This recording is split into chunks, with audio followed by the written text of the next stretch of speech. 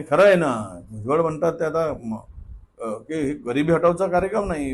निकष आपले आरक्षण आहे सामाजिक, शैक्षणिक या मागासलेपणावर मिळतो.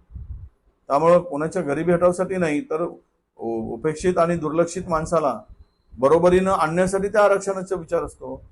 हे काही आरक्षण म्हणजे खिरापत नाही आहे की कोणालाही वाटून द्यायला. पण आता अलीकडे असंच झालं आहे, जे लेव भाई जिलेबी, लेव भाई जिलेबी असंच प्रकार सुरू झालेला आहे. आणि जिलेबी वाटत सुटले आहेत, पाहिजे तो आला, दबाव टाकला की घेऊन जा जिलेबी, असं आरक्षण वाटत सुटले आहेत, प्रमाणपत्र वाटत सुटले आहेत. त्यामुळं आर्थिक निकष ज्यावेळेस हा समाज बरोबरीनं येईल त्यावेळेस आर्थिक निकष येईल ना. अजून कुठे बरोबरीनं आणला तुम्ही यांना? कुठे आणलं? कुठला बहुजन समाज तुमच्या बरोबरीनं आलेला आहे? कुठे किती अंतर आहे प्रशासनात, ज्युडिशरीमध्ये दिसतंय ना. राजकारणात सगळ्या पातळीवर हा समाज कुठे आहे? ते शैक्षणिक तर आहेच, सामाजिक दृष्ट्या आहेच.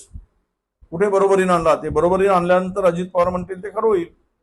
हे काही आरक्षण म्हणजे काही खिरापत नाही.